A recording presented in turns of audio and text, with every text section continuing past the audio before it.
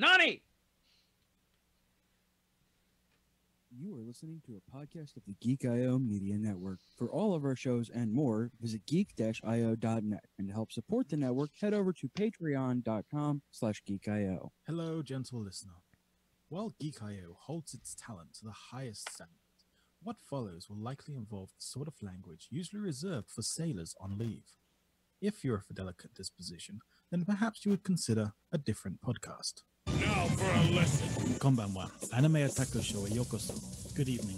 Welcome to the Anime Otaku Show. You may have heard these words before, but I'll teach you what they really mean. Remember, we will be discussing all episodes up to the ones we talk about tonight. Anata go supporter o kinishi nanara.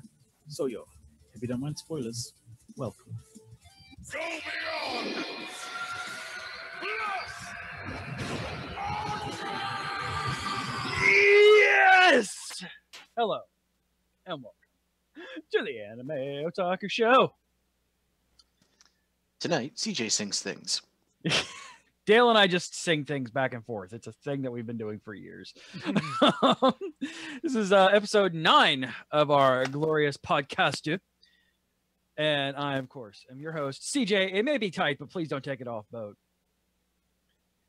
Joining me tonight are Josh. He'll probably write something about food, McGrath. Well, I mean, it's either food or giant robots, and No, I'm hungry.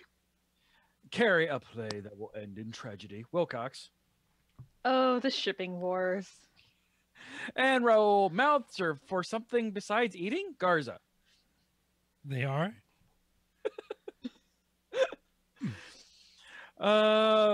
Hey, Josh, what are we talking about tonight? Well, tonight we are talking about, well, usual stuff. We've got Darling in the FRANXX, glorious episode, season 1, episode 6, Darling in the FRANXX, Darling in the FRANXX, Darling in the FRANXX. Darling in the FRANXX. Season 1, episode 7, The Shooting Star Moratorium. Somebody on the writing department found their thesaurus. Also talking about that Grancrest War, or whatever the hell it is Justin calls it by its weeb name, record of Grancrest War. Politicking. Season 1, episode 7, The White Prince. That's kind of a loaded title, but... A little bit, yeah. And really, it's more the Cinnamon Roll Prince, but we'll get into that. Yes. And season 1, episode 8, The Congress Dances. Which they don't, but metaphors. Yeah, Game of Congress.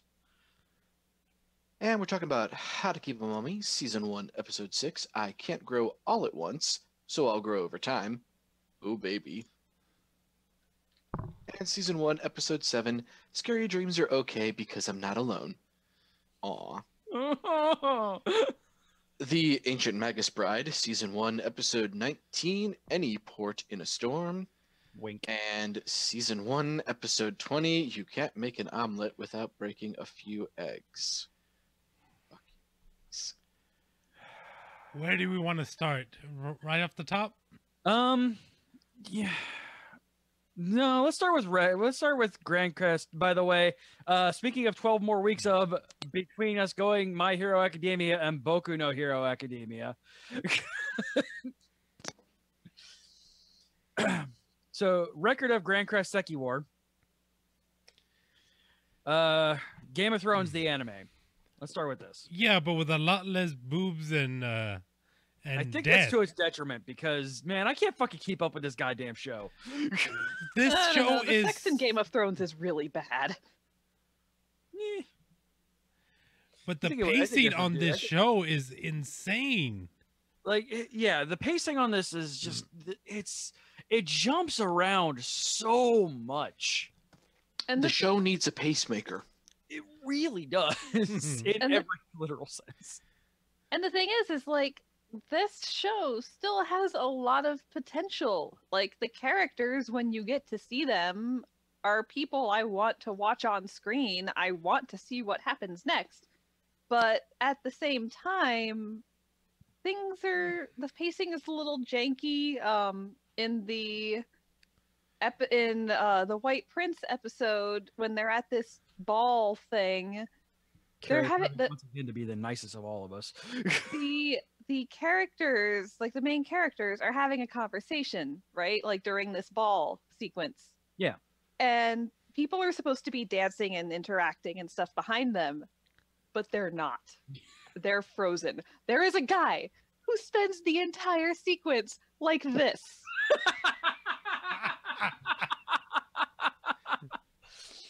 Audio listeners, just watch the video. He's basically dancing like an Egyptian. Yeah, the animation quality is kind of iffy in this in places. Is like it's only when they zoom out though. Like the close-ups are still good. Yeah, but I mean it's obvious. Like this show screams, "Hey, look at our protagonists," and nothing else matters. Like the animation quality is like, so they have good artists. The famed artists that we were looking at when, you know, Justin's like, hey, this is a show you should watch because, you know, Lodos War and, you know, all this good stuff. You know, so they have the pedigree, and those people focus on the protagonists, people with actual names that you're supposed to remember, like, you know, Knight Intern and Sorcerer and Rainbow Sorceress and Edgar from Final Fantasy VI, and and then the rest of everybody, including like mid characters, like the members of the Congress in the second episode. They have the interns drawing those guys, and they just look real bad. Yeah. Like that one dude who gets pissed off that Edgar from Final Fantasy VI turns down Cinnamon Roll Prince's opportunity. Speaking of which, I am really glad that he turned out to be an actual cinnamon roll instead of a wolf in cinnamon roll's clothing, because I really thought that's where they were going with that. Like, oh, this guy is so sweet and innocent. He's gonna fucking bite your head off. Yeah, no, he is actually adorable. I thought at the end of episode 7, like when after he was assaulted and everything like that, like I thought he was the dude that garroted that one of the assassins. And no, it turns out that it was just one of the people in the same outfit to try and hide his identity. But Yeah. I thought the same thing. I'm like, oh, now he's showing his true colors. He's going to show his bloodlust. And like, No, Nope. I mean, he's just like, he's a nerd, and I love him for it. And Look at the ground. It's so awesome. yeah, in episode Cobblestones are 8, so pretty. in episode 8, where we hear his love story, and he's just like, oh my God, this guy is like hopelessly. And Oh, and the stones in the shape of the rose. Yeah, this I'm going rose to would bring never you wilter. flowers. No. Also, that was another pleasant surprise for me when of everything we've seen of Marine so far, and the way he was talking about her, I thought for sure she was playing him like a fiddle and just marrying him for his crest. And it turns out, no, she actually loves him, which, yay, actual love story there. Good job, guys, not going the predictable route. But also, like, someone assassinated her father to keep them from getting married. So she leaves him at the altar when she had the opportunity to marry him anyway. I mean, she kind of basically let her father's assassins win for no reason. Yeah, and that's kind of another issue with this show as well. Like, they build up her as this, you know, ironclad bitch, and I love her for it. Don't get me wrong. I love that in anime. But yeah, it's like that was kind of out of character even for her, even young her. And there's a bunch of that in this show. You thought she was gonna be a little bit more like cutthroaty, right? Well, that's what they portray her as in literally everything except for when she's with Cinnamon Roll. True. Alex? Yeah. Like No. at the What the hell's his beginning. name? Alexis. Alexis. Yeah, Alexis in that first episode, she seemed very cold. and- Alexa, shuffle my playlist. Yeah, I mean, she seemed very cold and it's like, oh, I'm not gonna marry you anymore, Poof, and just walks off. Yeah, for no good reason. Like, And that's another thing, is like, she says the assassins killed her father. I thought her father died due to the demon lord showing up. yeah, I thought I thought they were going to talk about like how his father died because that's his character arc. I am here where I am because my father died and or was killed.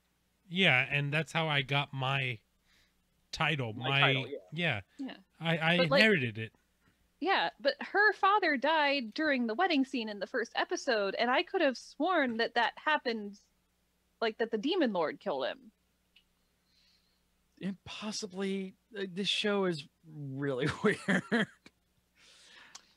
Saying it for Justin because he's not here. It's a bad adaptation. Yeah, and that's the reason why this show, even though it's getting 24 episodes, we will not be talking about it next season. I'll probably continue to watch it till its end, just so I can get the entire train wreck arc. But yeah, it's Hopefully they slow down, but not at like a snail's pace. yeah. Hopefully they just breathe. Yeah, exactly. Just let okay, there's no reason, especially since you have 24 episodes. There's no reason why. And the introduction of the Gypsy Wolves, and then it's like, we're going to spend some time in this forest. Next episode. We're never going to mention this forest ever again. Well, I mean, that's his castle, right? That's Yeah, who the fuck knows? Exactly. Yes, it was given to him. Because it was supposed to be their mission was to get that area under control. So he's like, here, you can have this castle as my vassal, basically. Go forth and pacify.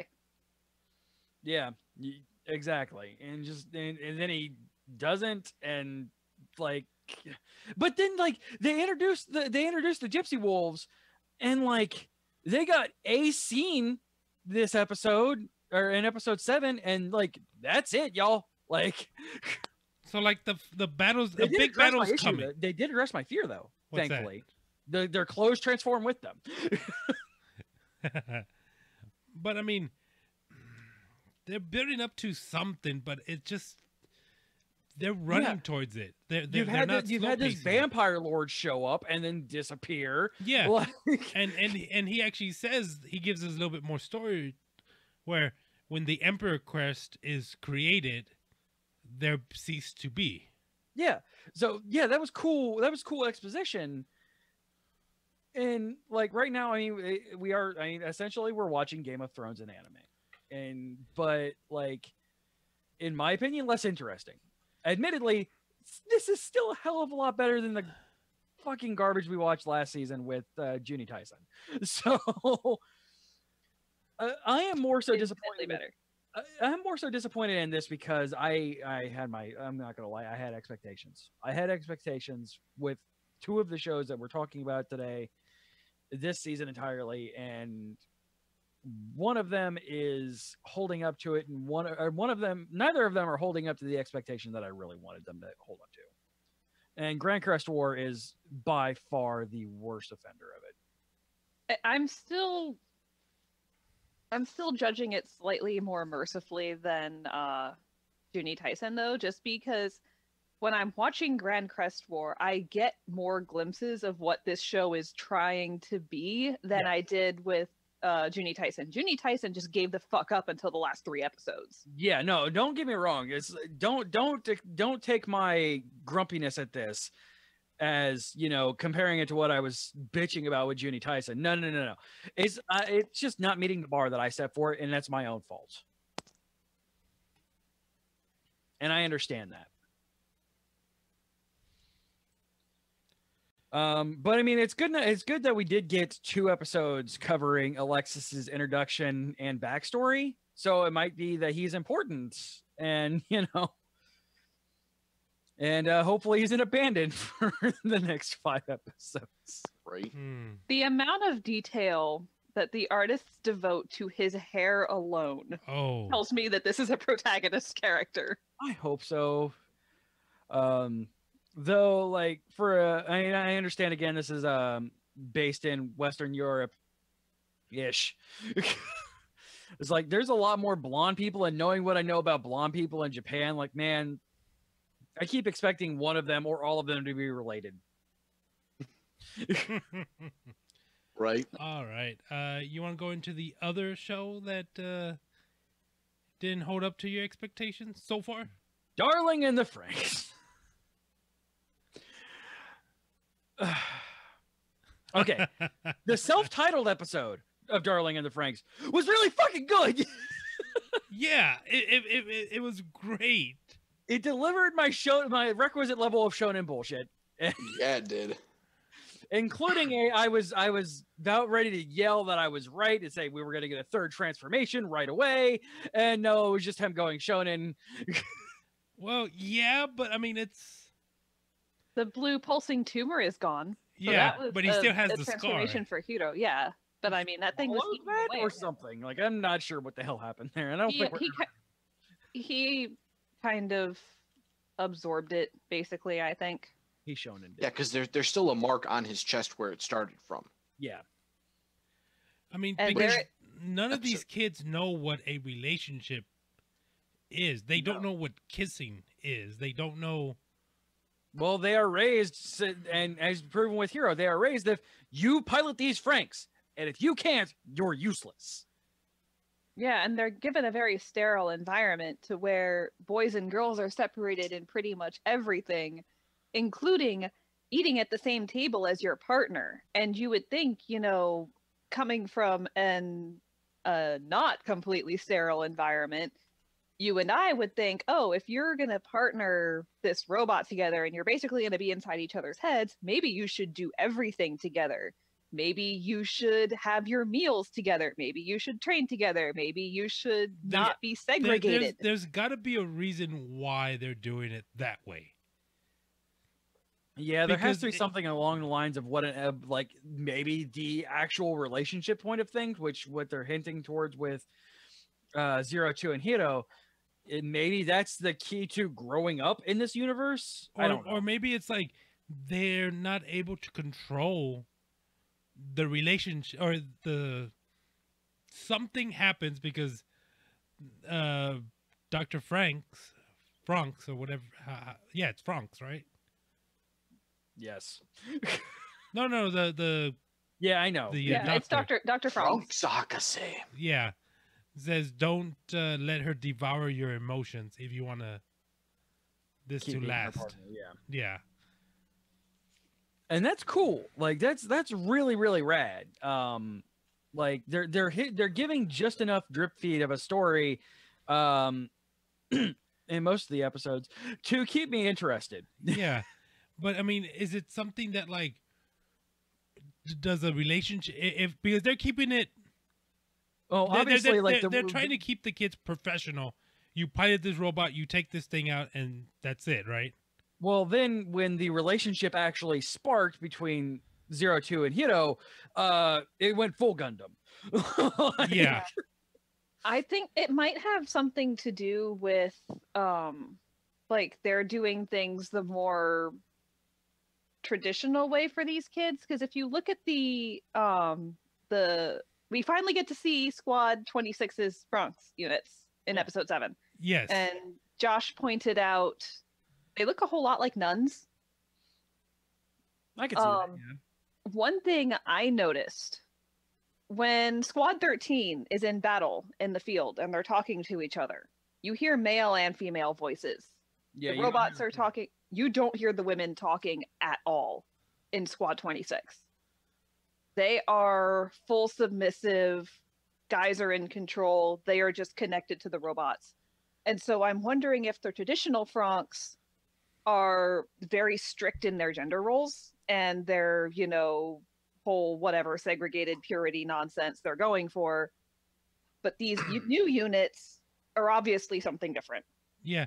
Was it the episode before this that they saying like their FRANXX was like their model was completely yeah, it was their the design. episode before this one. It was the build up to the battle. Yeah, it was the episode before this where basically Squad 26 is like, y'all's robots are fucking weird. Yeah, you have Is no basically what they're singular saying. design or anything. While So we these see 26s and they're all uniformed. Yeah, they're mass production models basically, and 26 even refers to 13 as an experimental squad. So it could be that these robots that these more experimental units, as we see with Strelitzia in particular, are feeding off of the emotions of the relationship.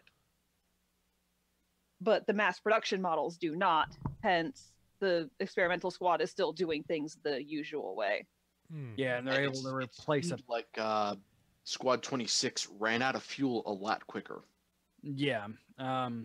Absolutely. And it would also kind of explain the reason why, like, leader dude was only mildly upset that his partner got killed, and like it was a big deal when, you know, Ichigo couldn't perform, or that it looked like I'm just gonna call her Butt Girl because I forget her name.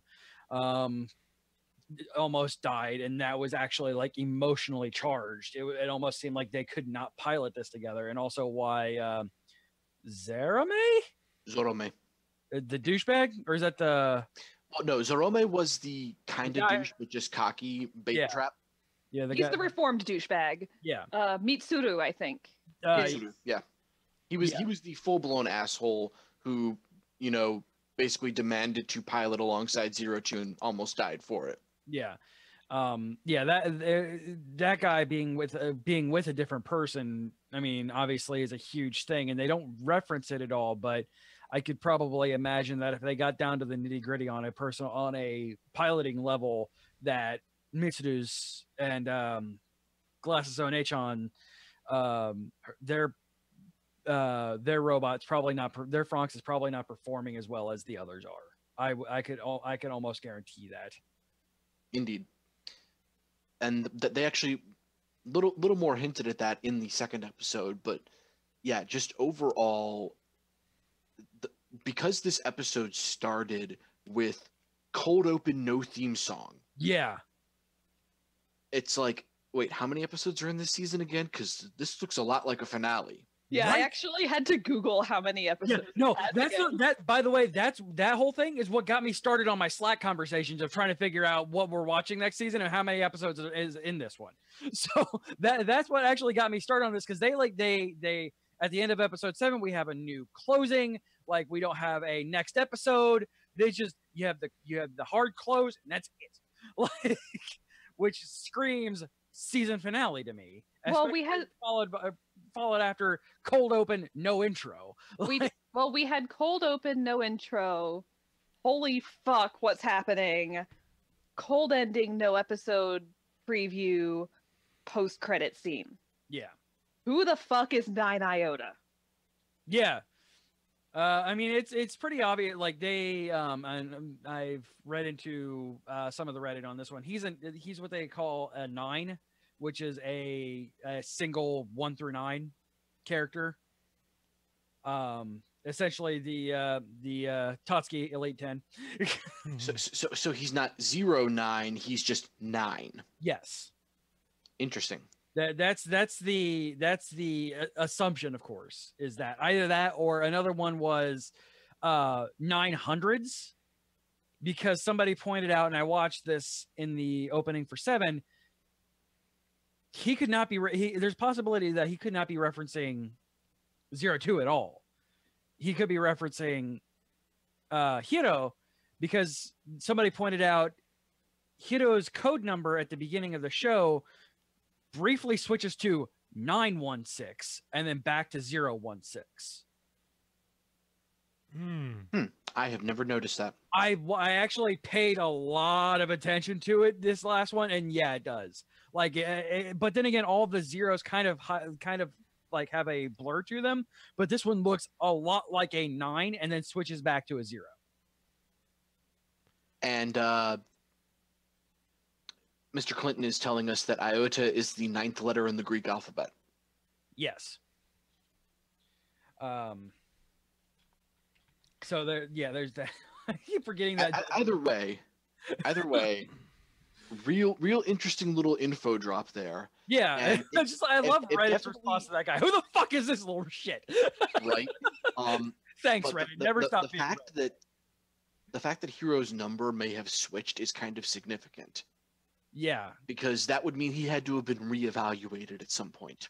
but they directly reference that in episode 8 with him being, or 7 rather, him being the experiment, not even her. So that, and it would have had to have been before he was introduced to his other group, because they knew him as 016. Yeah, but we don't know, like, we see them as children, but we don't see, like, there could be a point where before he's put into the orphanage or whatever, the freaking greenhouse that they're growing. The garden. Or he has two codes. If Yeah. he's an experimental subject, which they're saying he is, Yes. he could have a code that reflects like his conventional identity, so he could be in there with the other kids. But there's some other ranking system that they're using for the experimental ones. Yeah, they could trigger him at any moment. But yeah, we got it was still a power up, even if it wasn't a transformation power up.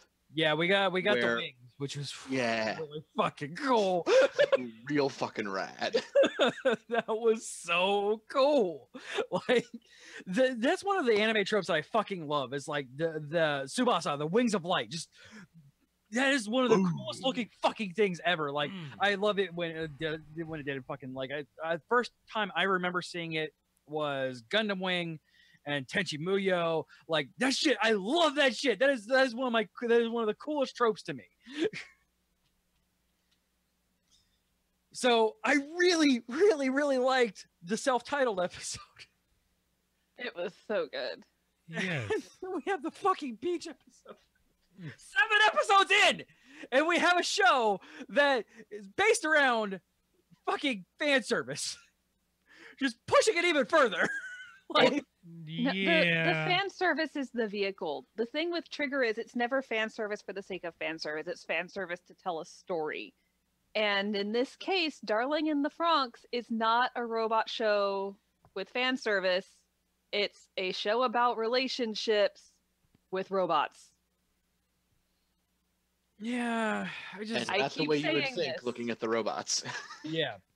It's just this episode for some reason, and like I like the character building that we got in there, and like stuff like that. We didn't hate. The fact that we have confirmed Zorome is not a reverse trap. Yeah, that made me mad. Like, Um, damn it, why is he? I was actively angry. Like, damn it, why is he a boy? So I'm curious because they realized that they were cuter, but they don't understand these urges. They don't because Well, they that's the thing, is that's basic biological programming is the thing. Is we know when we find something attractive, even if we don't know why that is. Goro, the MVP of this episode, by the way. Ah. Although I do here's the thing with this episode and why you might have had, such reserved feelings about it, CJ, is you may have been focusing too much on the fact that it was a swimsuit episode to catch some of the more subtle nuances that were going on. Like Glasses One-chan and Mitsuru had a straight up we're staying together for the kids basically conversation. Surprised it took 7 episodes. Like that was some straight up cold I could give a shit less about you dialogue. Yeah. But we're staying together for our robot child. And no, dear, I was not too far hung up to understand that this was too smart for my own good. Thank you. No, that's not what I'm trying to say. It's that once the swimsuits come out, I think there's a haha trigger where the brain just automatically goes, "Oh, this is a fun episode." And it was. 'Cause There was. It was. But we're conditioned by the hot springs and the swimsuit episodes from other anime to just kind of dismiss it as a one-off. Like, this is silly and nonsensical, but there was some shit in this episode that is really disturbing and thought-provoking. Yeah, like Kokoro goes to an abandoned birthing center and actually picks up a book about childbirth. Yeah. Babies, and she puts it. That's gonna be interesting. Yeah, that'll be And fascinating. especially because it's Kokoro, who is clearly the maternal type. It's because she has boobs. Thanks, Japan. Well, no, it's in her entire personality. Every time she's spoken in the series so far, it's been, more or less, let me take care of this little sweet cinnamon roll kind of mentality. She's the caretaker, she's the nurturer, and so now she's found something that's probably going to fuel that to even higher extents. We're also seeing the kids start to get more curious about things like kissing Yeah. and what it means. And when Hiro parroted back Zero Two's, "Oh, you should only kiss the person you love," they're all like, "What? Love? What's that?" And you get, Ichigo going to the manga store to look at the robots manga. And you did get a lot of growth out of her too, that she can actually look at Hiro and be happy for him and not completely heartbroken. And then she kind of backpedals with, "I want to be with you forever." Yeah. She gonna get hurt. Yeah. Don't you understand, Ichigo? This is a shonen anime. He doesn't understand that you love him. Also, Goro loves her. Yes. Like they do enough of the tropes to like both irritate me and fascinate me with how they turn them on their head, because it is a trigger anime. And- So like I understand that the tropes are there for them to play with. Like Trigger does. I mean, the only issue is that it being not a full Trigger anime, there's some trepidation there that they can't go full balls to the wall like they did with Talking Alien Clothing. Oh, they're gonna get there, I'm sure of it. I hope so. Like it feels like they almost have an A1 choker on that. Every time they get a little bit too far, it gets yanked back. Well, we'll see what happens because the thing is, we had Gurren Lagann, we had Kill la Kill, which were very true to form, completely balls to the wall Trigger. Yes. Then we had Kisniver, which was a much more reserved but still very Trigger series. Yeah. Now we've got, and I haven't seen Little Witch Academia, unfortunately, which I It really is- want to do. It's Harry Potter with little girls. But again, Trigger. Yeah, I mean there is Now- still some there. Like I, there's the Guys, thing that I'm thinking go ahead. You go first. is that with this show, Trigger is experimenting with the slow boil. Like it's literally they are through the series letting the sexual tension build up. possibly.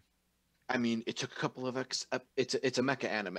It took a couple of episodes for him to get in the fucking robot, and we're all like, "Come on, get in the fucking robot!" And then episode 7 happens, and it's like, "Yes!" That's why we wanted you to get in the fucking robot. Now we've got this beach episode, which I think numerically almost lines up with the hot spring episode from Gurren Lagann. It might actually, But- thinking about it. Possibly. Either way, but it's still got some real interesting stuff in it, like the whole abandoned town thing. The fact that their home is modeled after this building they found. By the way, that's where I started cluing into like actually enjoying the episode, is when douchebag McGee was just like, "Hey, come look at this." I'm like, "Oh no, he's gonna like push Hito into a death pond or something." Another little interesting thing that happened in the episode that I think is worth noting, Kokoro and Butt Girl, because I can't remember her name right off the top of my head, You're welcome. they are like pseudo around the campfire after dinner, and then when they're in their sleeping bags, basically cuddling. Yes. Like, are they actually more interested in each other than the male pilots? Entirely possible, because yeah, I mean that's like and I would love to see that, like them actually expressing, when they start reading those books that they found and figure out what love is. Why don't you show me? That's Because like the whole thing with Dale would have laughed at that stupid joke. the campfire scene, when she just flops her head down on Kokoro's lap and she's like, "Oh, the others will get jealous." It's like, this seems like it's a very common and comfortable thing for them. Yeah. Like, neither of them treat it like anything out of the ordinary, and that makes it real fascinating. Yeah, it does kind of seem like they're absolutely not at all interested in their partners. unlike, Goro and Ichigo with, blue balling blue goo. And then, him pining after her because she's totes adorable. And so at this point, who do you think has the biggest target for the death? And let's face it, Mitsuru and Glasses-chan have hate boners for each other. So, Yeah. I am worried that it's Food Boy. Yeah, the bigger boy. Yeah. The oof is going to be the I hope not, but yeah, it seems like that pairing does kind of have the death flag. Their pairing is unusual, and he as a character, his character is I like to eat. Yeah. And I like Kokoro. All right, so let's move on into that was a really detailed explanation of a show, you guys. Well, that's the thing is, That's again, it's a beach episode, but there was still a lot to dig into with it. Yes. Also, really quick before we move on, this whole series has this theme of opposites combining to form a whole, right? You've got your male and your female. Every episode follows a pattern. There's action story and passive story, or not passive story, but not robot story. Dramatic story. Cerebral. There's action and cerebral. Combining to tell the whole story. Yeah. No, I've noticed that as well. It's just, I don't know. There was a disconnect there for me, and I don't know why. But something I don't think any of us can be disconnected on is how you should indeed keep your mummy. Oh my god, you guys. Oh. This fucking show. Oh my god, you guys. This show, I was watching it before I made the call. Oh. So, all right. This is like adorableness wrapped in goodness, wrapped in fluff. And sunshine. Yes. And bacon. Bacon. Yes, we needed this show because, whoa, we have a lot of heavy stuff. Oh yeah. Speaking of, by the way, because Dragon Ball Super didn't happen, I usually watch Dragon Ball Super on Sunday nights before I go to bed. I'm glad I watched Darling in the FRANXX, the beach episode, last night while I was trying to go to bed, because remember when I was complaining about not wanting to watch Sakura at work?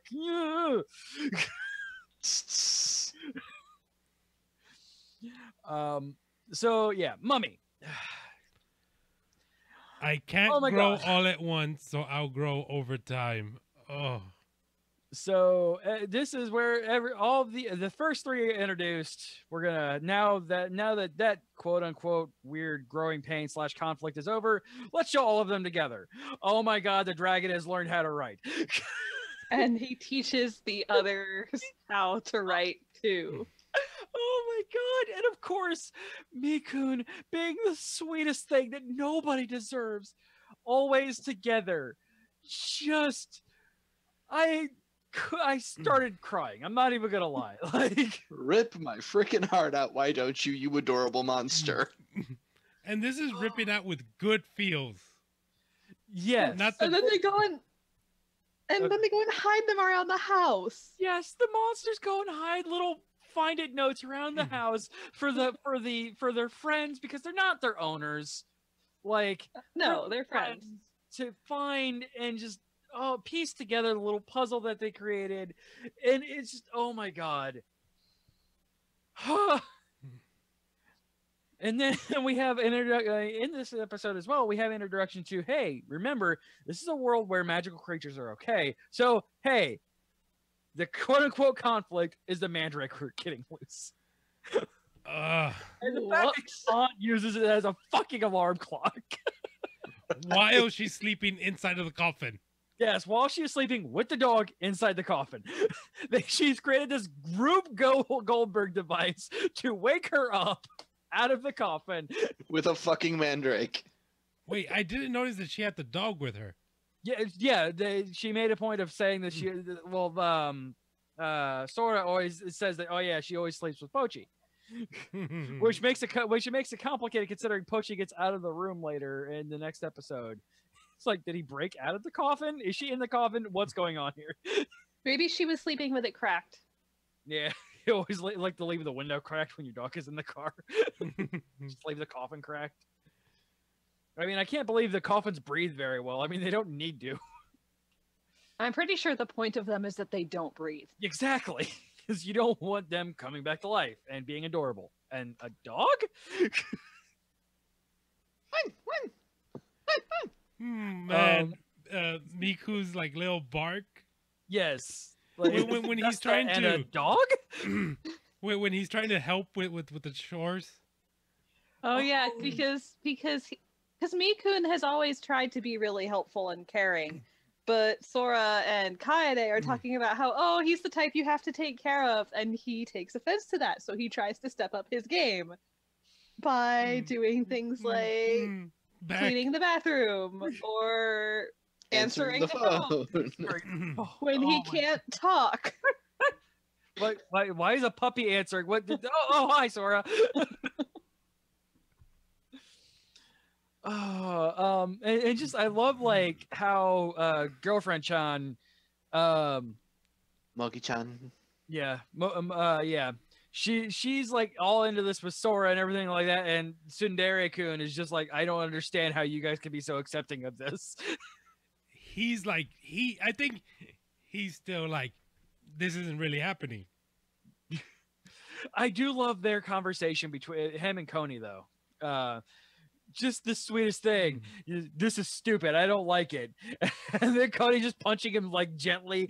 Like, that is the best. Oh, don't worry. This is their relationship. Yeah, because Sora's like, yeah, I've known this guy for most of my life. This is how he shows his love, and it's obvious that's how it is because he's smirking and like, and Connie. That didn't hurt at all. On his eyes, like it's so that's great that like they actually have this development of these characters that not all of them are just copy paste. Yeah, they're all tropes. And the but dragon, whatever. like, he flies so adorable, and then they see him losing steam, going down.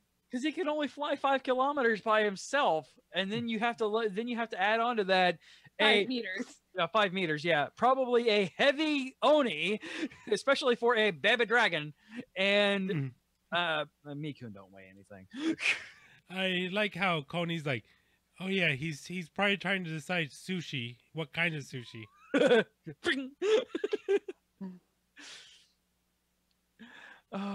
And This show has more character development than Judy Tyson.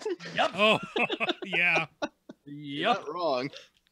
Or the running gag of Isao trying to keep Mogi-chan covered while she's sleeping. Yes. Yeah, he's wanting to protect her decency. It just like covers her up and just flips over. And no, particularly in Japan, it's an old wives' tale. If you sleep with your stomach exposed, you'll get sick. Yeah. And it even you even see that like when she keeps throwing the covers off and exposing her stomach. Yeah, Isao actually hallucinates her getting sick. Yeah. And then the next episode happens. And we get our 4th member of the cute creature Sentai. Who is these guys are freshmen, right? The first 3 are freshmen. I think they're second years. Yeah, Okay. I think they're second. Yeah. Because yeah, the blonde kid is a 3rd year. Yeah.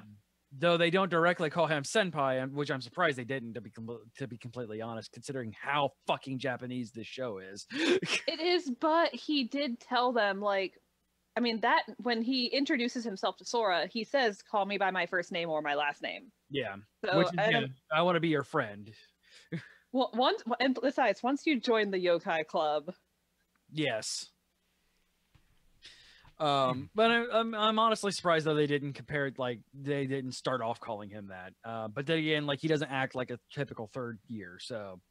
no, he acts like a fucking crazy person. How violent do you have to be in your sleepwalking? To be banned from the nurse's office? To get thrown out of your house. Yeah, that too. This kid was abandoned by his parents, basically. Yeah, because he was so violent in his nightmares, like. Since he was a child, so this is 13 years. He has not had a decent night's sleep or not been violent for 13 years. And then he comes back after 3 days of being asleep, and he's like Straight. completely different person. Also, I'm surprised. It would have been a nice little thing if what's his name, Muku Muku. Muku. It would have been great if since he was already fluffy and adorable, if he would have came back a little bit fatter because of 3 days of doing nonstop eating. I would have just loved that little bit of a throw there. Like, Right. So that why does he seem being bigger than the is last like time a I dream saw him? eater, right? Yeah, He's Ibaku. Yeah, he is a literal dream eater. Like he eats nightmares. yeah, it is a type of yokai that eats nightmares. And I love the nod to yokai lore where he actually had the Ofuda all over his window. And Sora, being Sora, knows how to help him with it. Yeah, you don't want to stop him. You want him to eat this shit. Come on, dude. Also, talk about the power of friendship solving problems. When you listen to someone. Yeah. And like, I mean, I love how, like, even in his rage, he's almost ready to hit a girl, and I'm like, oh no. And by the way, I kind of called it that the fourth character would be like a hurdle to get over of some kind, more so than any of the other three were. He immediately regretted it though. Like when he realized that he almost hit her, that's why he freaked out and was like, "Get the fuck away from me." I love their interaction while the two of them are sitting on the roof later. It was like, they're like, so scary. Yeah, Tatsuki turns that on quick. I mean, obviously, Tsundere-chan is very protective of his friends. Like you, especially girlfriend John. There are reasons that this guy is the one that attracted the Oni. Yes, exactly. Each of them has a obvious like reason why they are attracted to, why they got their specific why they got their specific yokai. But for some reason, I don't think Sora's like completely like bliss and happiness. Well, the thing with him is this is his life. He's always dealt with this. Yeah. Oh, okay. You know, it's not that, you know, Mikun was attracted to him like Koni was to Tazuki or Isao to Mogi-chan. You know, he was sent to him, one in a long line of things. I think it was the previous episode to the two we're talking about now, where he's like, "Oh, don't open that. That's where, like, you know, the cursed Daruma doll is and everything." It's like he's got a house, a room at least, full of crazy spirit crap that his dad has sent him from his travels. One of them is the Mandrake. Used to this. No, but I'm saying yeah, like at this point he's desensitized. But I see what you're saying there, Raul. Yeah, he's way too good. There has to be like I kind of want there to be something boiling underneath. Like because of all the characters, Sora has gotten the least developed. Like you don't really know anything about Sora outside of his dad's a crazy archaeologist and sends him weird shit. But yeah, I mean, like he's very well. He seems pure, happy, cutesy. And then how did he meet his best friend? Well, they get into that because Tatsuki saw the dragon, and he's like, "Yeah, that stuff. These things." Oh yeah, exist. that's right. Yes. Yeah, they knew each other in preschool.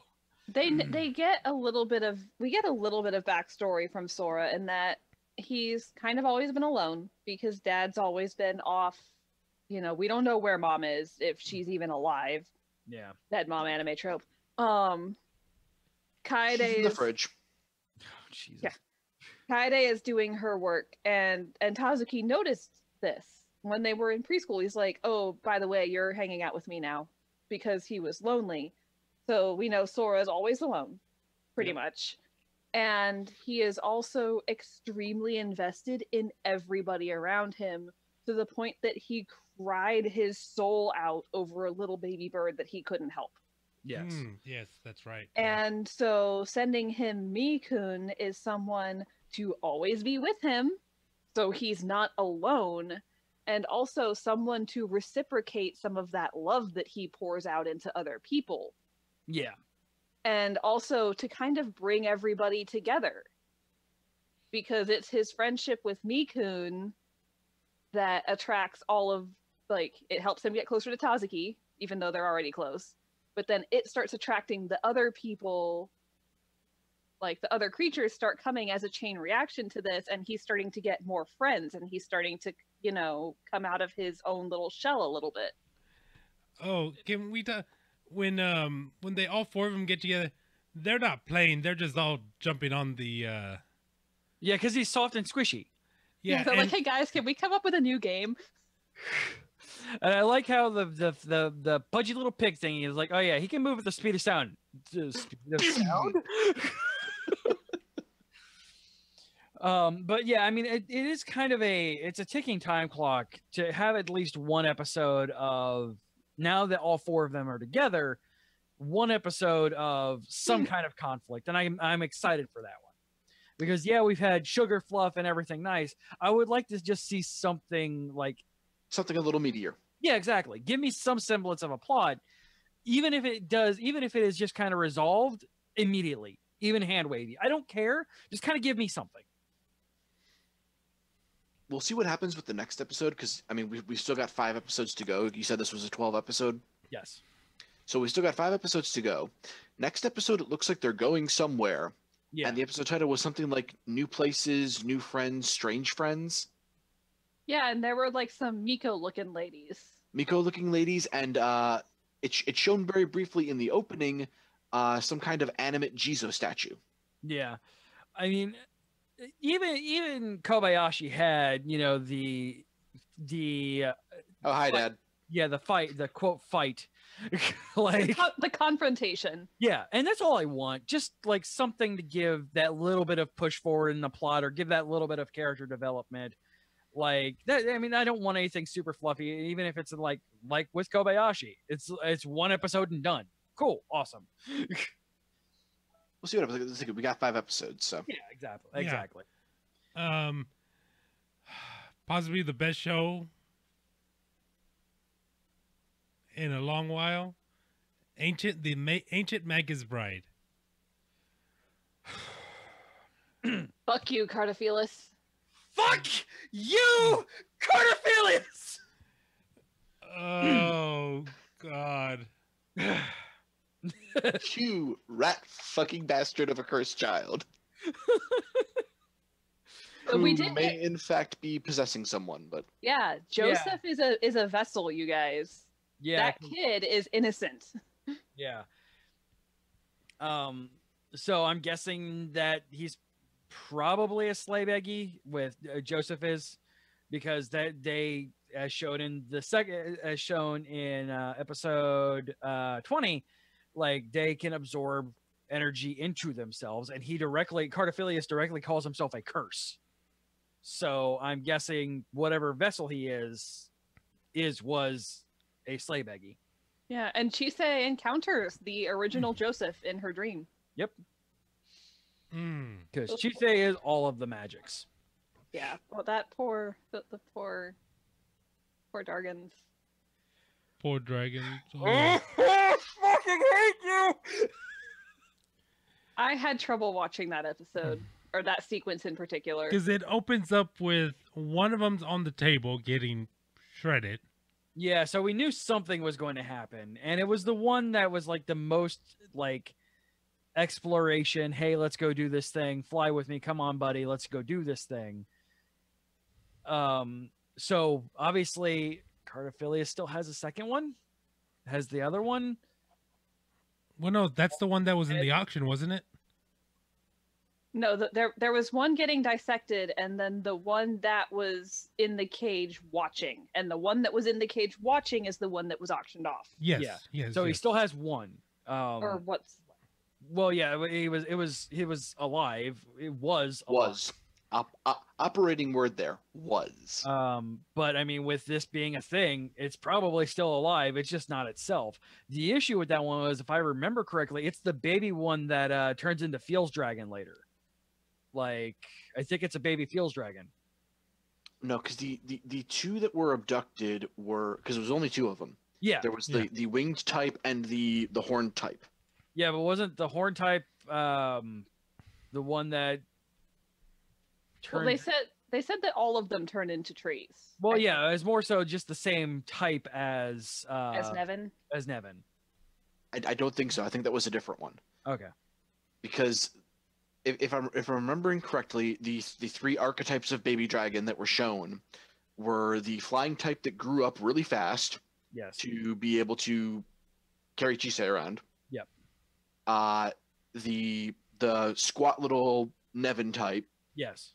And then there was the third type, which is I believe the one that was being dissected, was the horned type, and they were kind of fuzzy and bipedal. Yeah. Okay. Like Raptorian almost. Yeah. So I mean, obviously that's going to be a payoff. There is the second dragon. So we find out that Lindo can't leave the. Yeah, he's stuck there. Yeah, he is basically a part of the Land of Dragons. Yeah. Obviously, he can send stuff out, as seen with Metatuli. Yeah, Metatuli. Not Selkie. Sorry. Well, she is a Selkie. That's her species, but her name is Metatuli, as we find out. Yeah. And then we find the alchemist. What's his name? Alice's master. Renfred.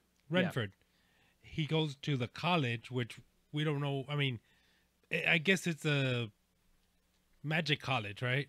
Yeah, it's a sorcery school. Yeah, sorcery school. Exactly. So yeah, he goes there and has some very interesting people that he works with, and gets drunk really fast, and is a soppy drunk because of course he is. Yeah. Well, I mean, we see that the man used to wear sweater vests. Yeah. Come on. You haven't been the same since you've lost your arm. I know.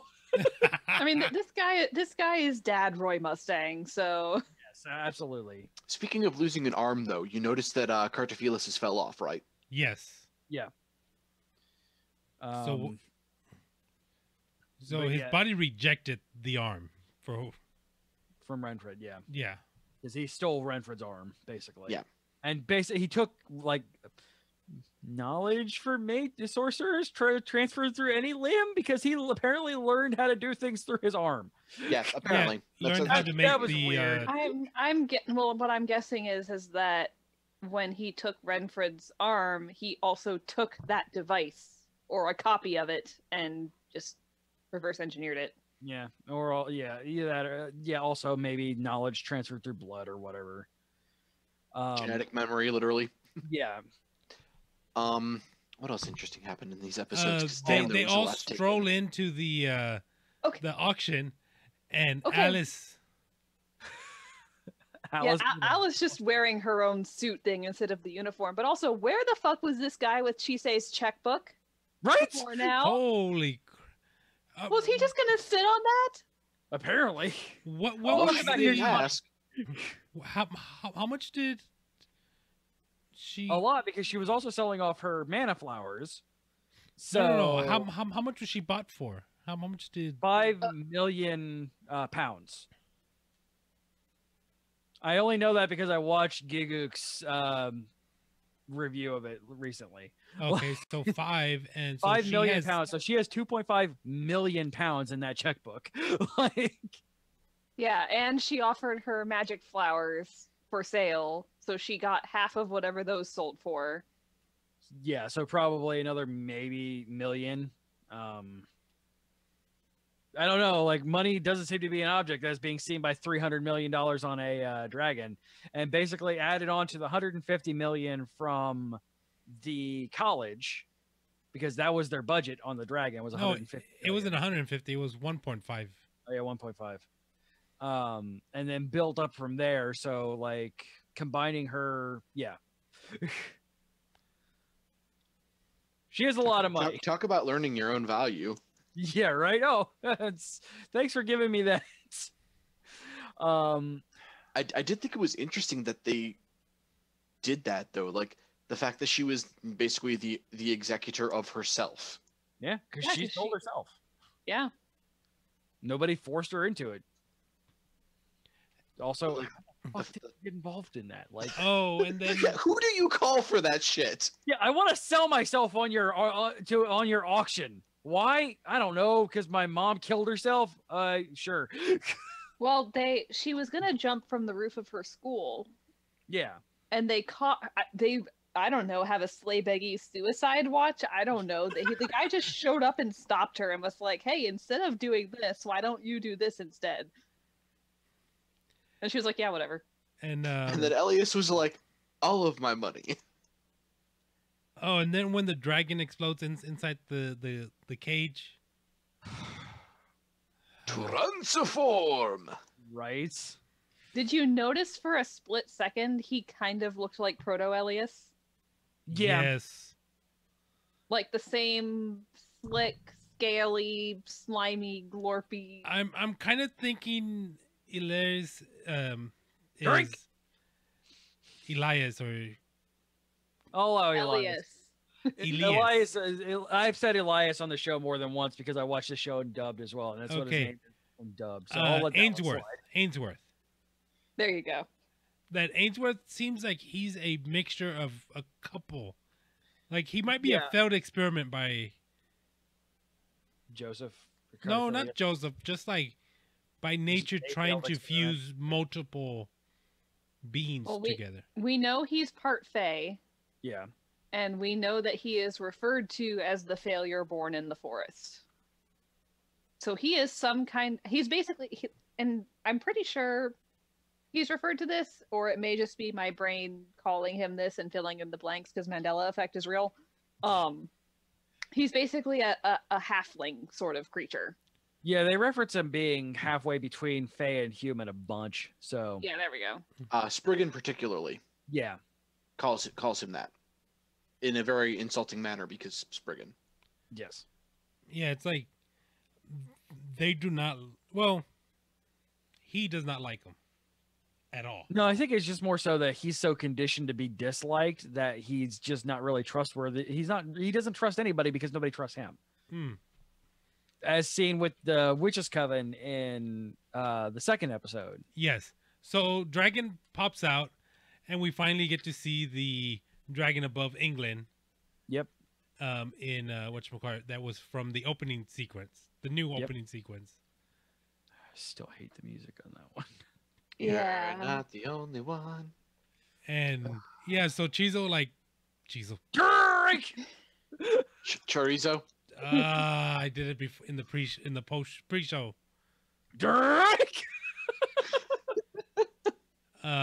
Just takes him right into the river. Yeah, I do love that.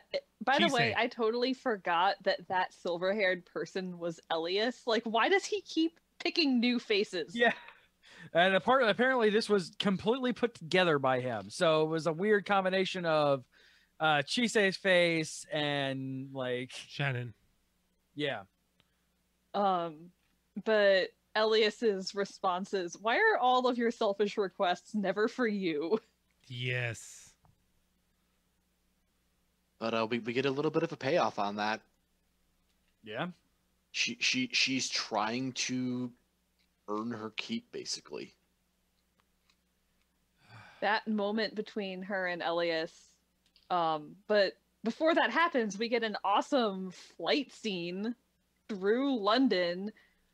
Elias gets smacked off of a dragon's back. Ruth gets to be awesome. And a long boy. The longest long boy. Yeah, brings him down in the river, like Raul said. And wakes up with a weird fucking arm. Oh boy, with a curse. And promptly gets smacked across the face by Angelica. Yeah. I would do the same to my own daughter. And she was crying. Yeah. Angelica was very like happy and mad and proving that human emotions are complicated. And Well- and how she beat Ainsworth to the I gave him a talking to. Yeah. he was real spooked. But no, but like well, And yet she beat Elias to Shisei's side. Yeah. yes. well, because I mean, especially with Angelica's case, I mean, we've seen her arms. Yep. She knows the dangers of going too far, and she's warned Chisei about this. So she has every reason to want to slap the bitch across the face. And it's given her now 2 things to try and not have her go too far. Oh,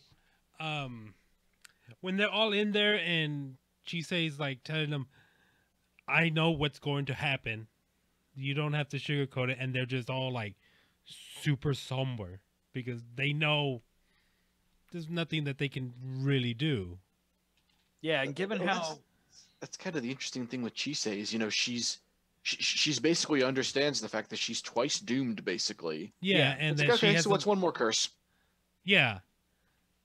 And like, then I know I have an expiration date. I mean, I'm not.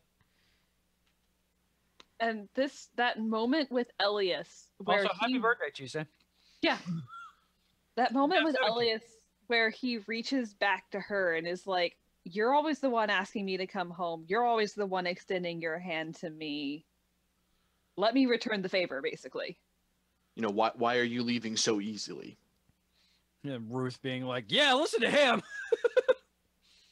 Ruth just sitting between her legs Yes. like a dog, because Like, he even is. in his human form, like a dog. But yeah, Carrie's actually got a real interesting theory about what may be happening. Yeah, so we see Cardophilus noticing what happened to Chise and how he thinks like that something can be worked out with this. And he elaborates a little bit on it as the episode closes. Cardophilus wants to die. The only way Chise can live is if somebody takes her place. That is that is 100% the entire story of the Wandering Jew, by the way. And I love the fact that they are getting into that as well. Like, the Wandering Jew is cursed for all eternity until Jesus comes back to life to wander the earth. So, yeah, I love that they're pointing that into it. And he hates himself for having that curse.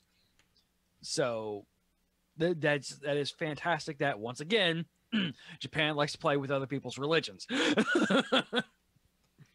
And what I'm wondering, though, is in order for Cardophilus to take Chise's place, does Joseph have to die too? Poor Knights of Magic kid. Or will we actually get to see Chise have an adopted little brother? Or is that her brother? Oh, Nah, she's no. seen Joseph. She would have said something. Yeah, she's met Joseph, so I'm sure that would have been immediately brought up upon.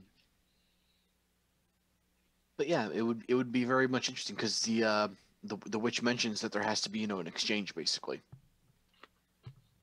Good job And- on. I don't know why it surprised me so much because I watch so much Eastern television, I guess. Nice having actual like Wiccan witches. Thank you. And also kind of potentially lending some weight to that.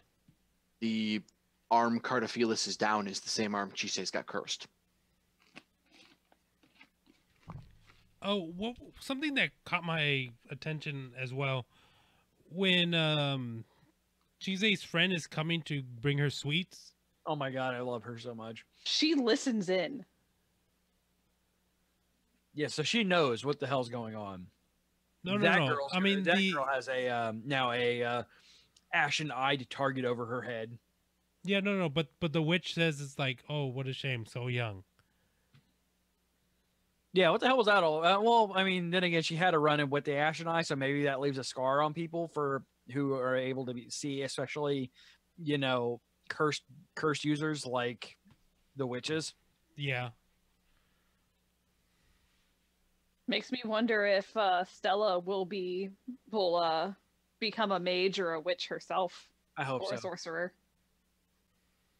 So yeah, we have Stella, and she listened in, but she only got half of the context because of, you know, what Chise and Elias were talking about. Go figure, people don't have super exposition-y conversations among themselves when the consenting parties know what's going on. So she only has half the story. But she does know that Chise is in danger. Yeah. And also, on a closing note, Chise and Elias accidentally had dragon baby. So, you know, there's that. Yeah. They don't even like address that they have a dragon sleeping in the yard. Well, they address it like the dragon's here too, and then move on because that's what like. Well, the thing is, the dragon is there. The dragon is alive. The dragon is sleeping and not burning down London. Meanwhile, Chise has a doom timer over her head. Yeah. So a forcibly Let sleeping dragons lie. Yeah, exactly. All right. So let's go ahead and move on really quick. I just want to touch on Dragon Ball Super episode 128 very quickly. Vegeta goes out like a boss. Oh, Jesus. With all of the feels. Again, also, biggest feels on this one. This is the last episode with Bulma's voice actress. Aww. And the fact that Bulma is like in the show saying goodbye, it just feels like the voice actress is saying goodbye to all of you. And I was listening to her voice and like I'm tearing up just listening to her. It's something irreverent. Like we had a similar situation when we went and saw the last of the Night at the Museums. Oh, with Robin Williams. With the very end when Robin Williams is talking about, you know, smile at sunrise. Yeah. Yeah, I was openly sobbing during that. Yeah, it sent like a ice pick into my heart. Like it was just like ripping into me. And like I said, it's something completely irreverent, like saying goodbye to Vegeta when he was going off to the Tournament of Power. Like there was they passed it off like there was a very real chance that Vegeta was going to die. And there's a very real chance that he could have died if Jiren wouldn't have been fucking around with him because he couldn't power up. Vegeta tries to power up and can't. Like he has no juice left. He has nothing left to give. Yeah, and he gives the last he goes out. I mean, he goes out like being a punching bag for Jiren. But I mean, he tries. He gives every ounce. Yeah, he does his most Vegeta thing and just goes until the very, very end, and then does the most interesting thing ever. And I'm leaving everything up to you, Kakarot, and throws him the last little bit of his power. That's some fucking character growth right there. Right? Yeah. Vegeta is still the best character in Dragon Ball. Absolutely. In all the series, no one gets more character development than Vegeta. Yeah, of anybody else, fucking Vegeta. Like, hello, Reggie33. When he teared, oh yeah, Vegeta starts crying because he realizes that he can't fucking realize his own dream. Like he can't give Kaba back up. He can't grant his wish. He can't grant his wish, which is bring Kaba back. He's afraid that he's never going to be able to see his family again because he honestly thinks that this monster can and will kill him. So he's trying to give every possible thing that he can, and then does, including he relinquishes his very pride and part of his soul to this man that he came to originally murder. Like, yeah, I mean, from a child to this point, Vegeta has gone through some shit. Yeah, he's literally seen his entire planet ripped from him, everything that he knew and loved destroyed, up until this culmination of this, him crying because he is so frustrated that he can't win. And it's not because I need to win, I'm a Saiyan. It's I need to win because I've made these promises and this is what I am now, and I can't realize that. And so he goes out, he starts crying, and I'm just like, oh my god. And this is the villain that was introduced in the second arc. Yeah, like not villain. This is a character. Yeah, who was introduced as a villain. Yeah, it's just and just culminating in that one line, Kakarot, I'm leaving this all to you. I really want to see what he would make of the Saiyan race if he got his wish of reviving them. Yeah, and then like all that's kind of like he gets knocked out and he's still alive when he gets knocked out, which is what matters.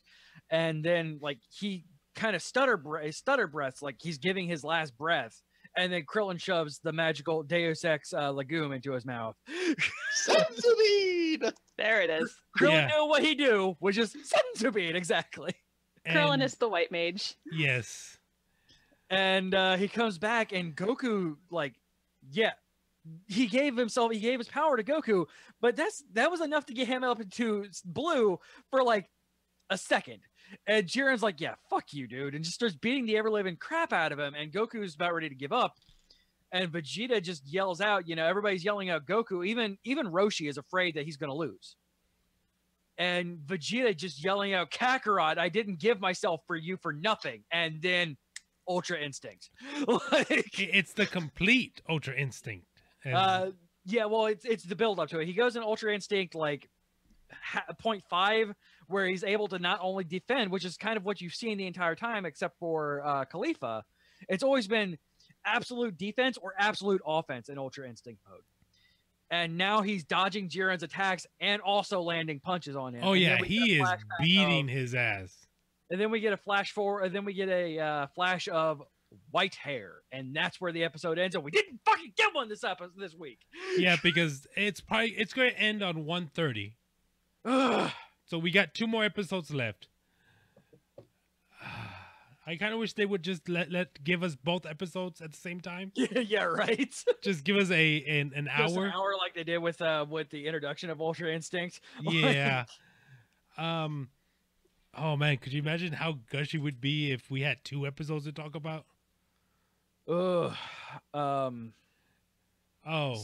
other than that, we'll probably get a time skip in the last maybe 5 minutes of the last episode. God, I hope. Or it's probably going to be in the movie that's invariably going to come out. Oh yeah, I think they already have 2 movies. They have one slotted for December this year, but that's the 30th anniversary celebrating Saiyan's movie that they're giving. Oh, okay. And I don't know if they're going to do like a OVA or something along those lines, or if they continue doing it. Like they definitely have to skip past Z, because the issue with this arc, there's no fear that Goku's not going to win. I am mad that we didn't get the fusion. But like, there's no emergency, because we know Goku wins. Like, we know Universe 7 isn't destroyed. Well, we don't know Goku wins. We know Universe 7 isn't destroyed because it's the end of Z.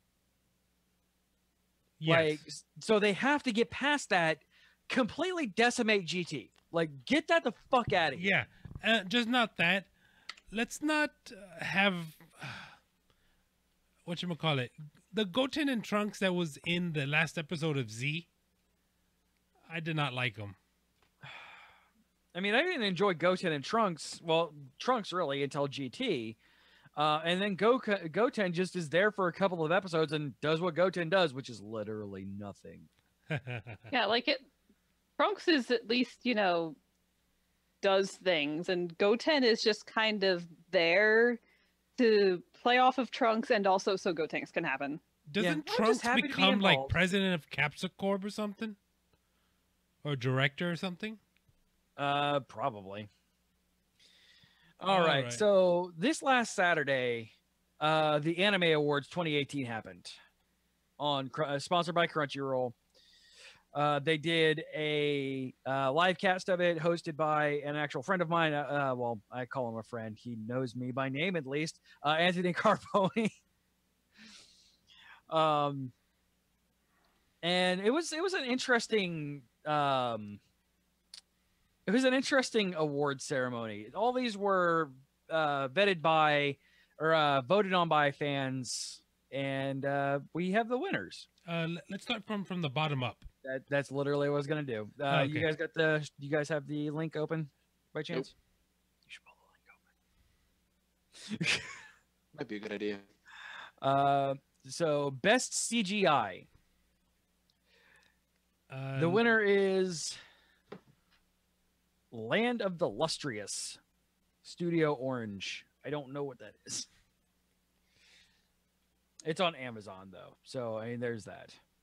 I mean, I saw the video clip of it when we were when I was watching the original, like, see who won things, and the CGI did look really cool. Yeah, so I mean, apparently it was good enough to be up there with all of them. So I don't remember who all was in that. this next one kind of like, of course, it won best film because it has to, because it got fucking snubbed by fucking Boss Baby. Yeah, you know, Boss Baby's great. Look, we're gonna ignore the best film of best animated film of last year. But yeah, Boss Baby deserves to get an Oscar nod. What won best film, Raul? Your Name. Yes, it did. Which that is a great movie. Fucking deserved it. Best score, Made in Abyss. Yes. I have not seen this one. It is fucking amazing. Next up, best animation. CJ? Its first award, My Hero Academia Season 2. As glad as I am that this one won, and it was probably because of Izuku versus Todoroki, I still feel like Ancient Magus Bride should have taken this one. Yes, and that's the one I voted for on that one. Like. Best ending. So I'm thinking this is the best ending sequence, right? Yeah, best ending song. Okay, best ending song, not the. Not the actual best ending. Yeah, we have Miss Kobayashi's Dragon Maid. Yes. I mean, it's cute.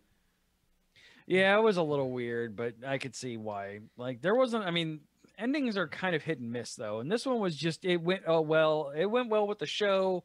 Like, it wasn't something weird and nonsensical. Like, it deserved it. Like, for endings, considering you have weird like jazz dance acts for shows. Like, hey.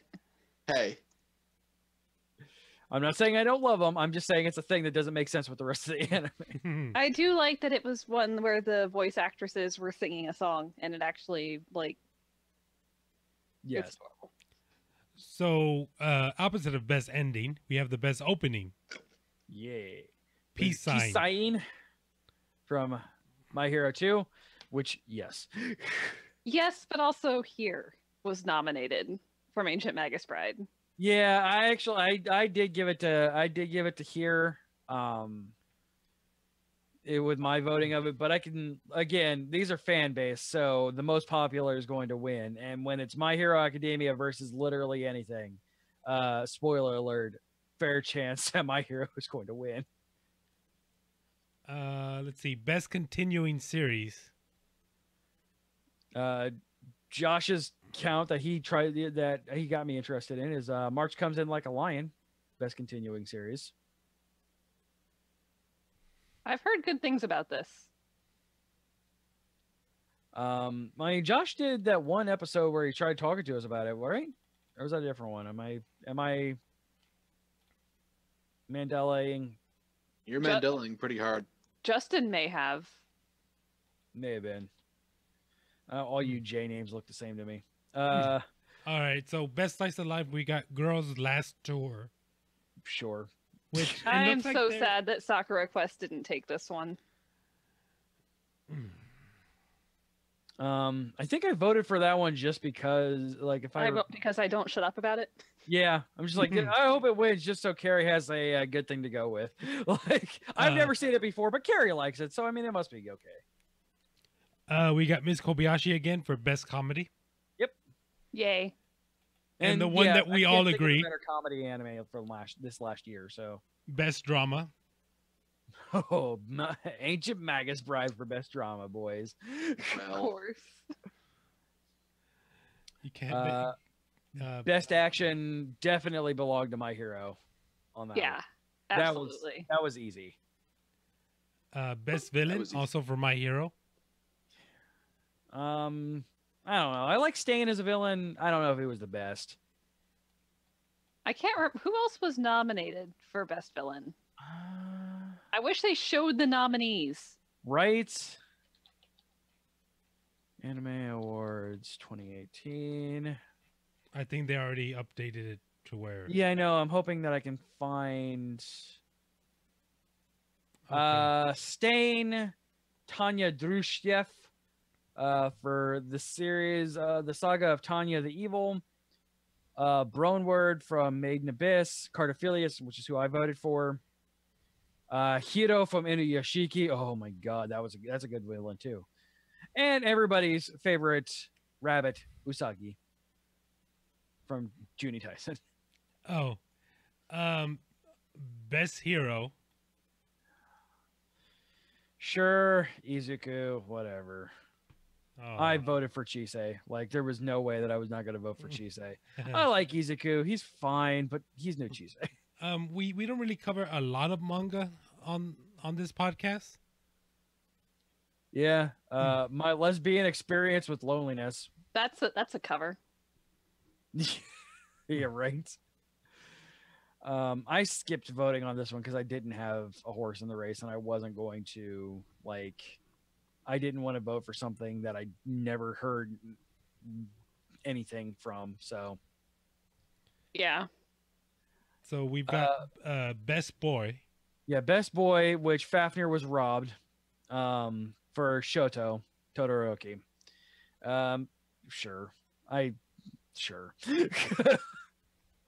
I do love him just because he takes one of my least favorite tropes, which is the stoic, angry boy, Sasuke. and turns him into a sympathetic and likable character and someone you actually want to cheer for. Yeah, absolutely. And it's just me being grumpy because I love Fafnir. Like, Fafnir is amazing. I would have been mad if Izuku would have won this one. Like, I would have legitimately been angry if Izuku would have won that one.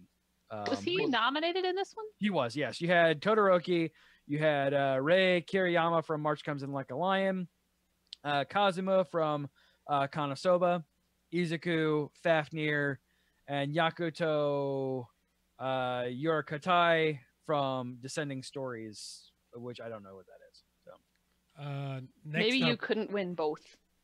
Yeah, possibly. Or people were just more interested in Todoroki than Izuku, which is completely legitimate. Like, best girl. Best girl. Fuck you. You're wrong. Fucking Otaku won. But Froppy was nominated and didn't win. Fuck you, Crunchyroll. You're wrong. And anime you had of on the this year. one, by the way, Atsuko from Little Witch. She's adorable. I love her so much. Ochako, Morioka from MMO Junkie. Mori-chan. Mori-chan. Serval from Kanamino Friends. Suyu and Chisei. And anime of the year, surprisingly, not My Hero Academia, which really surprised me. Yeah, Made in Abyss won anime of the year, and yes, like of the options we had here, we had March Comes in Like a Lion season 2, Made in Abyss, Land of the Lustrous, My Hero, Descending Stories season 2, and Little Witch Academia. I wrote in my Ancient Magus Bride on this one. But of those, I'm glad Made in Abyss won, and it wasn't just My Hero. I love My Hero, but watching Made in Abyss, it's an experience. Like, Made in Abyss is not just get done with and you're done with it. Like, it's an amazing layered show, and like one of the only reasons why I was even thinking of looking at Anime Strike. And hey, you don't have to worry about that anymore. Nope. And just as I was like, because everybody's ranting about Made in Abyss, like all of the anime reviewers that I'm like, everybody is going head over heels for Made in Abyss. I'm like, fine, between this and Inuyashiki, I'll fucking subscribe to Anime Strike for a month, just binge them and just get done with it. And then it went away. Now I don't have to worry about that anymore. So you can watch Made in Abyss if you have Amazon Prime and just do yourself a favor and do it. Yeah, Amazon Prime Video got flooded by the anime from Anime Strike. It's really good anime too. like Inuyashiki is just genuinely an amazing experience in and of itself. And that's not just me being biased towards the Man on a Mission opening. You have this, you have Killing Bites, which surprisingly got deep. I went in expecting waifu bloody roar, and I'm getting character development that Juni Taisen was wetting itself trying to get. And you still have Okay, one. then. Ballroom e Yokoso is on there, which I've heard a lot of really good things about as well. Yes. That was one Justin was really excited about, wasn't it? Yes, it is the anime about ballroom dancing. So yeah, that's because there is an anime about everything. Yep, that's the Anime Awards. When left up to fans, turns out that popular anime wins.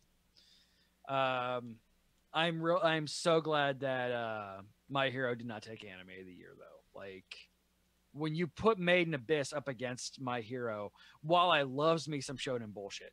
Like I love, like, you give me a shonen anime, I am all in. This one is amazing because it just it does everything that a shonen anime should actually do. It is a proper evolution of the art form. It's no Made in Abyss. According to Reggie33, we're going to be getting a live action Inuyashiki. Yes, Yes. and I'm afraid of that so much. No, don't be afraid, because you know who's playing the fucking bad guy? It's Kenshin, isn't it? Tako Satoru.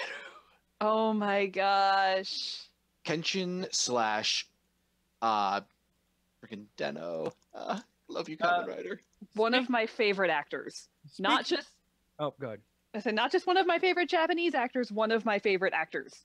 The man's range is incredible. Speaking of the live action Rurouni Kenshin, if you watch the show and not the other shows on the network, in May, because Josh nailed it for me and for some reason I didn't get it, we're going to be doing rant and reviews of live action anime movies all through the month of May for Anime Rant and Review Month.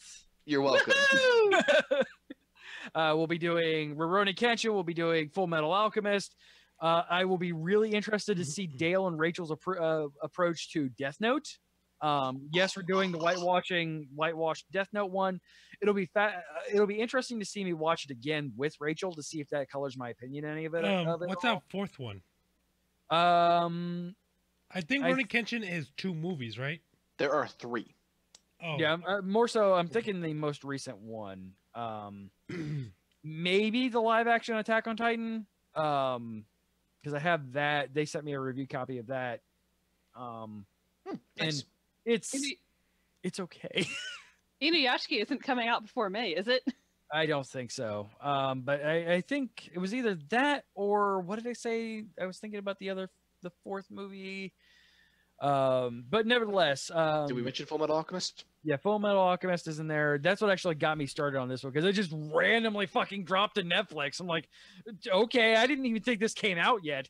Oh, you mentioned Ghost in the Shell. Oh yes, Ghost in the Shell, maybe. Because we have 2 proper Japanese anime translations to live action, and then just 2 whitewashings. Let's see how it works. Hey CJ, what can our fans email if they have a suggestion for Anime Rant Review Month? If you have a suggestion for anime, send it over to geekioshow@gmail.com. Just put anime, either properly spelled or ANIMAY in the subject line. Or shonen bullshit. We'll know. Or shonen bullshit, yeah. Or CJ's wrong about Darling in the FRANXX, whatever. Again, I didn't hate it.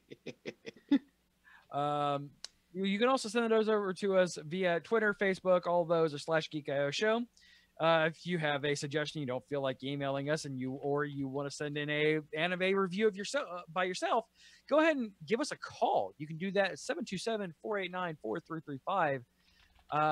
That is if it's under 30 seconds or a minute, and you want it played on the show, we'll take care of it for you. And once again, always thank you to Jonathan Young for letting me butcher his music. And I just realized that I have a month to create a new intro. Oh boy. So all through the show, we have titles going into geekioshow.showbot.tv. And at this point, since Carrie does it on Thursdays, I'm going to stall while Josh pulls up geekioshow.showbot.tv and will read us our show title candidates which you can vote on Mondays live at 10 p.m. Eastern at twitch.tv/geekio show, waiting for some kind of visual cue. Well, see, here's the thing with Showbot for me. Whenever I pull it up, the very topmost title I can never see. It's directly underneath title, buy, and votes. Huh. Yeah, that's weird. Right? I don't know what it is about my particular screen, but I can never see the first title. You might want to screen cap with the clipping tool and send it to CJ so he can send it to BioCow. Yeah. We'll take care of that later. But anyways, I'll read according to Carrie's screen, which I can just look over at and read, fair. We have Game of ... Congress. We have Someone Found Their Thesaurus. The Show Needs a Pacemaker. This Show Needs a Breather. Leave the Coffin Cracked. Slay Beggy Suicide Watch. And The Longest Long Boy. All right, guys. We will see you if for more anime goodness back here in 2 weeks. Come in next week, Monday, when Jared Azevedo and myself talk about some Eastern television on the Small Screen Spoiler Show. But for all of us here, we'll see you next time. Bye-bye. Bye. Bye-bye. I'll play this one because Dale's not here to get angry at me.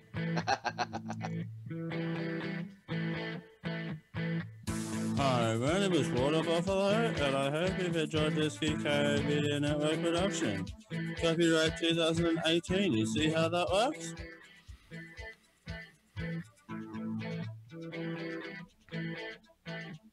Yeah. I love how it... You have enjoyed this program. Did you mean Western television? Yeah, that one. I also love how it's all of us dancing and Raul yawning.